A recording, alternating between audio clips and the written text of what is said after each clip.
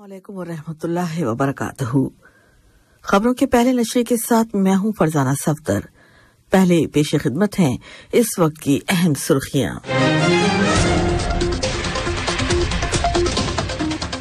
صاحب سمو امیر شیخ تمیم بن حمد الثانی اور عراق کے وزیر اعظم جناب محمد شیع السودانی نے کل شام ایک ٹیلی فون کال کے دوران دو طرفہ تعلقات اور ان کو مختلف شعبوں میں فروغ دینے کے طریقوں پر تبادلہ خیال کیا۔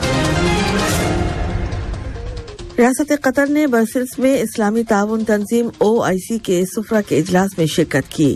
کل ہونے والا یہ اجلاس یورپی یونین کے لیے OIC کے مستقل نگران مشن کے صدر دفتر میں بلایا گیا۔ فلسطین کے صدر محمود عباس نے اسرائیلی کارروائیوں کے خطرات اور ان کے نتائج سے خبردار کرتے ہوئے امریکہ سے مطالبہ کیا ہے کہ وہ اسرائیل کے یک طرفہ اقدامات اور مسجد اقصی اور دیگر اسلامی اور مسیحی مقدس مقامات کی بے حرمتی روکنے کے لیے فوری مداخلت کرے۔ اور میزبان عراق نے کل رات عمان کی ٹیم کو 2 کے مقابلے میں 3 گول سے ہرا کر 25واں خلیجی کپ ٹورنامنٹ جیت لیا۔ یہ تھی اہم خبروں کی سرخیاں، اور اب پیش خدمت ہے اردو ریڈیو قطر FM 107 سے آج کا پہلا مفصل نشریہ۔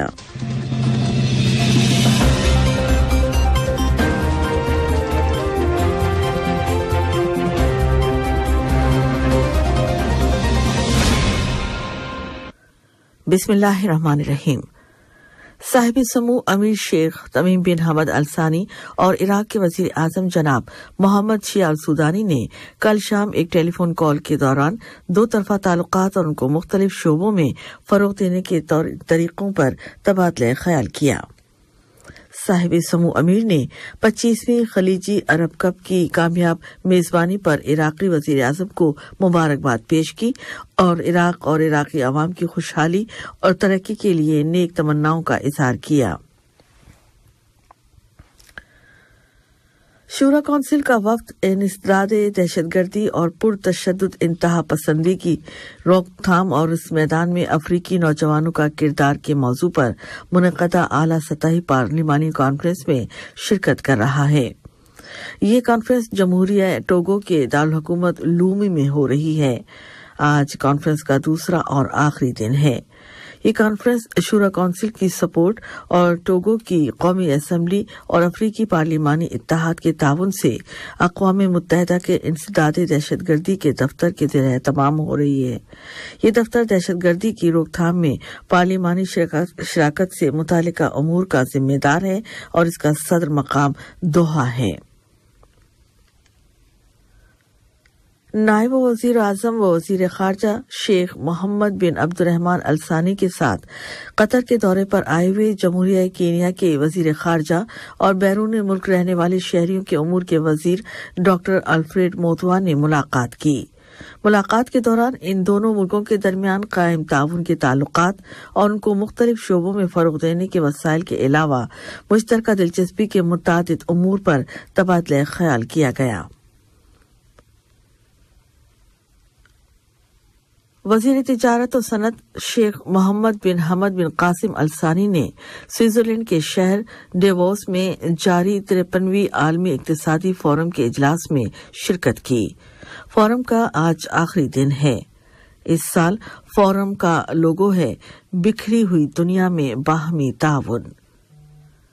وزیر تجارت و صنعت نے فورم کی سائیڈ لائن پر کئی ملکوں کے وزراء اور عالمی اداروں کے اعلیٰ اہلکاروں کے ساتھ ملاقاتیں کی اور متعدد بین الاقوامی کمپنیوں کے اعلیٰ عہدیداروں کے ساتھ میٹنگز کیں۔ ان ملاقاتوں اور میٹنگوں کے دوران تجارت، سرمایہ کاری اور صنعتی شعبوں میں بین الاقوامی تعاون کو مضبوط کرنے کے ذرائع اور فورم کے ایجنڈے پر درج موضوعات پر تبادلہ خیال کیا گیا۔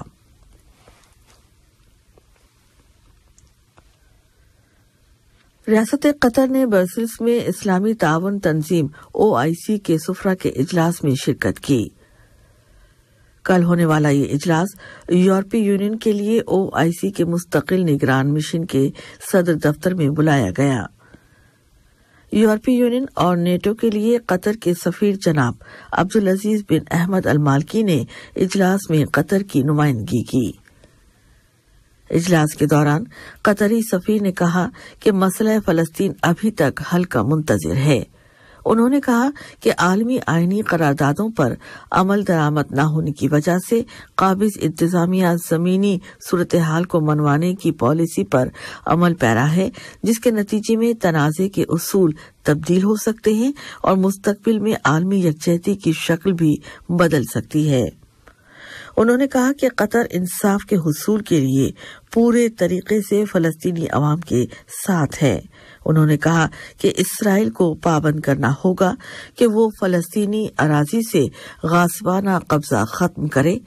قطری سفیر نے قطر کے مستقل موقف کا اعادہ کرتے ہوئے کہا کہ سن 1967 کی حدود میں ایک آزاد فلسطینی ریاست قائم ہو جس کا دارالحکومت مشرقی بیت المقدس ہو۔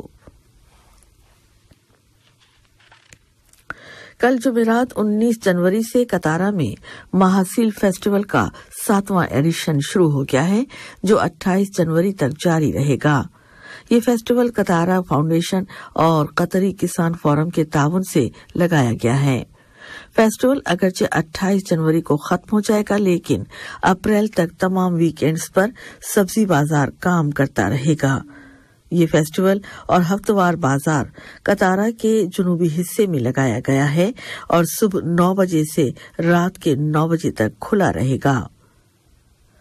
فیسٹیول کا افتتاح کرتے ہوئے کتارا میں آپریشنز کے ڈپٹی ڈائریکٹر جنرل اور HR کے ڈائریکٹر جناب سیف سعد الدوسری نے کہا ہے کہ کتارا کے وزٹرز کے لیے یہ فیسٹیول ایک اہم موقع بن گیا ہے اور اس زراعتی میلے نے اپنے مقاصد بھی پورے کیے ہیں، جو اس کی کامیابی کا ثبوت ہے۔ انہوں نے کہا کہ 7ویں ایڈیشن تک پہنچنا ہی مقاصد کے حصول میں اس کی کامیابی کا ثبوت ہے، اور وہ مقاصد یہ ہیں کہ لوگوں میں مقامی پروڈکٹ کو استعمال کرنے کا کلچر عام کیا جائے، چاہے وہ زرعی پیداوار ہو یا غذائی پروڈکٹس ہوں۔ وزارت ماحولیات اور ماحولیاتی تبدیلی نے کہا ہے کہ وہ سوسائٹی کے افراد میں ماحولیاتی آگاہی کو فروغ دینے کے لیے کام کر رہی ہے تاکہ ملک کے ماحولیات اور اس کے تکونی عناصر کو طرح طرح کی آلودگیوں سے محفوظ کیا جا سکے۔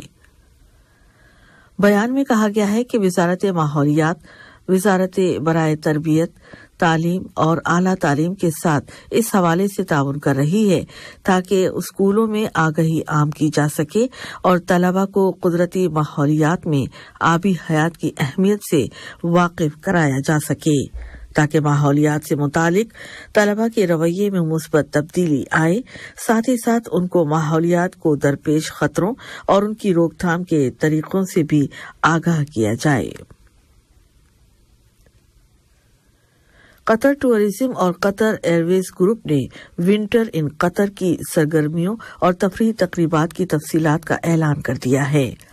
کل قطر بیلون فیسٹیول کے 3رے ایڈیشن کے افتتاح کے موقع پر ایک مشترکہ پریس کانفرنس کے دوران قطر ٹورازم کے سربراہ اور قطر ایئرویز گروپ کے CEO جناب اکبر الباقر اور دیگر اعلیٰ اہلکاروں نے تفصیلات کا اعلان کیا۔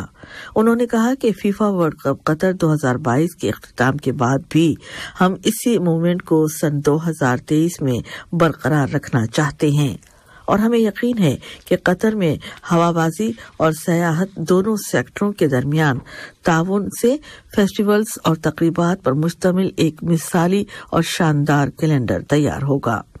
انہوں نے حال ہی میں ڈاکار رولی 2023 جیتنے والے قطری چیمپئن ناصر صالح العطیہ کو سن 2023 کے لیے قطر ٹورازم کا سفیر مقرر کرنے کا بھی اعلان کیا۔ فلسطین کے صدر محمود عباس نے اسرائیلی کارروائیوں کے خطرات اور ان کے نتائج سے خبردار کرتے ہوئے امریکہ سے مطالبہ کیا ہے کہ وہ اسرائیل کے یک طرفہ اقدامات، آبادکاری کی شکل میں بڑھتی ہوئی خلاف ورزیوں، یومیہ قتل کے واقعات، مسجد اقصی اور دیگر اسلامی اور مسیحی مقدس مقامات کی بے حرمتی، معاہدوں کی عدم پاسداری اور فلسطینی ٹیکس کے پیسوں کی چوری کو روکنے کے لیے فوری مداخلت کرے۔ یہ مطالبہ انہوں نے کل امریکہ کے نیشنل سیکیورٹی ایڈوائزر جناب جیک سولیوان کے ساتھ ایک ملاقات کے دوران کیا۔ مسٹر سولیوان رام اللہ کے دورے پر ہیں۔ فلسطینی صدر نے امریکی اہلکار کو فلسطینی علاقوں کی تازہ ترین صورتحال اور اسرائیلی قابض حکومت کے تباہ کن اقدامات اور جرائم سے آگاہ کیا اور کہا کہ ہم اسرائیل کے ان جرائم کو کبھی تسلیم نہیں کریں گے اور ان کا مقابلہ کریں گے، اور ہم اپنے عوام کے حقوق، اپنی سرزمین اور اپنے مقدس مقامات کا دفاع کریں گے۔ جرمنی کے نئے وزیر دفاع جناب بورس پیسٹوریس نے کل برلن کے دورے پر آئے ہوئے امریکہ کے وزیر دفاع جناب لوئڈ آسٹن کے ساتھ ملاقات کی۔ ملاقات کے دوران دونوں ملکوں کے باہمی تعلقات کے علاوہ مشترکہ دلچسپی کے امور پر تبادلہ خیال کیا گیا، جن میں سر فہرست روس یوکرین جنگ ہے۔ اس ضمن دونوں وزراء نے عہد کیا کہ وہ یوکرین کو مزید سپورٹ فراہم کریں گے، البتہ اس سپورٹ کی نوعیت واضح نہیں کی گئی۔ جرمن وزیر دفاع نے کہا کہ روس یوکرین جنگ نے نیٹو کو موقع دیا ہے کہ وہ اقدامات کرنے اور جواب دینے کے حوالے سے اپنی صلاحیتوں کا مظاہرہ کر سکے۔ اس موقع پر امریکی وزیر دفاع نے کہا کہ جرمنی امریکہ کا ایک اہم حلیف ہے۔ انہوں نے یوکرین کی سپورٹ کرنے پر جرمن حکومت کا شکریہ ادا کیا۔ برطانیہ کے وزیر دفاع جناب بین ویلوس نے اعلان کیا ہے کہ یوکرین کی جنگی صلاحیتوں کو بڑھانے کے لیے برمسٹون طرز کے مزید 600 میزائل یوکرین کو بھیجے گا۔ اسٹونیا میں واقع فوجی ایئر بیس تابا کے دورے کے موقع پر انہوں نے کہا کہ جنگ کے میدان پر کنٹرول حاصل کرنے کے لیے ہم مزید 600 برمسٹون میزائل یوکرین کو بھیجیں گے۔ دوسری جانب ڈنمارک نے بھی یوکرین کو لمبے فاصلے تک گولے پھینکنے کی صلاحیت رکھنے والی 19 توپیں دینے کا فیصلہ کیا ہے۔ یہ توپیں فرانس تیار کرتا ہے اور ان میں سے کچھ ابھی تک ڈنمارک کو موصول بھی نہیں ہوئی ہیں۔ فرانس میں کل اہم سیکٹروں میں مکمل ہڑتال کی گئی۔ ہڑتال پر جانے والے ملازمین صدر ایمانوئل میکرون کی جانب سے ریٹائرمنٹ کی نئی پالیسی کے اعلان کے خلاف مظاہرہ کر رہے تھے۔ صدر نے اعلان کیا ہے کہ وہ ریٹائرمنٹ کی عمر بڑھا کر 64 سال کریں گے۔ وسیع پیمانے پر کی گئی ہڑتال کی وجہ سے فضائی پروازیں منسوخ کر دی گئیں، ریل گاڑیاں روک دی گئیں، بجلی کی سپلائی منقطع ہو گئی اور آئل ریفائنریز، اسکولوں، ہیلتھ فیسلٹیز اور پیٹرول پمپوں پر کام کاج شدید متاثر ہوا۔ صدر میکرون ریٹائرمنٹ کی عمر بتدریج 62 سال سے بڑھا کر 64 سال کرنا چاہتے ہیں۔ اور آخر میں کھیل کی دنیا سے یہ خبر کہ 25ویں خلیجی کپ فٹ بال کے فائنل مقابلے میں کل رات میزبان عراق نے عمان کو 2 کے مقابلے میں 3 گول سے ہرا کر چوتھی مرتبہ خلیجی چیمپئن بننے کا اعزاز حاصل کر لیا۔ اصل وقت میں میچ کا فیصلہ نہ ہو سکا، جس کے بعد اضافی وقت میں بھی سخت مقابلہ چل رہا تھا کہ فائنل سیٹی بجنے سے ذرا پہلے عراق نے تیسرا گول کر کے میدان مار لیا اور 34 سال کے لمبے عرصے کے بعد خلیجی فٹ بال کپ اپنے نام کیا۔ آج کا پہلا مفصل نشریہ ختم ہونے سے پہلے اہم خبروں کا خلاصہ ایک بار پھر سن لیجیے۔ صاحب سمو امیر شیخ تمیم بن حمد الثانی اور عراق کے وزیر اعظم جناب محمد شیع السودانی نے کل شام ایک ٹیلی فون کال کے دوران 2 طرفہ تعلقات اور ان کو مختلف شعبوں میں فروغ دینے کے طریقوں پر تبادلہ خیال کیا۔ ریاست قطر نے برسلز میں اسلامی تعاون تنظیم OIC کے سفراء کے اجلاس میں شرکت کی۔ کل ہونے والا یہ اجلاس یورپی یونین کے لیے OIC کے مستقل نگران مشن کے صدر دفتر میں بلایا گیا۔ فلسطین کے صدر محمود عباس نے اسرائیلی کارروائیوں کے خطرات اور ان کے نتائج سے خبردار کرتے ہوئے امریکہ سے مطالبہ کیا ہے کہ وہ اسرائیل کی یک طرفہ اقدامات اور مسجد اقصی اور دیگر اسلامی اور مسیحی مقدس مقامات کی بے حرمتی روکنے کے لیے فوری مداخلت کرے۔ اور میزبان عراق نے کل رات عمان کی ٹیم کو 2 کے مقابلے میں 3 گول سے ہرا کر 25واں خلیجی کپ ٹورنامنٹ جیت لیا۔ اسی کے ساتھ اردو ریڈیو قطر FM 107 سے آج کا پہلا مفصل نشریہ اپنے اختتام کو پہنچتا ہے۔ News editor Ubaid Tahir, studio operator Jabir Hussain اور فرزانہ صفدر کو یہیں پر اجازت دیجیے۔ اللہ حافظ۔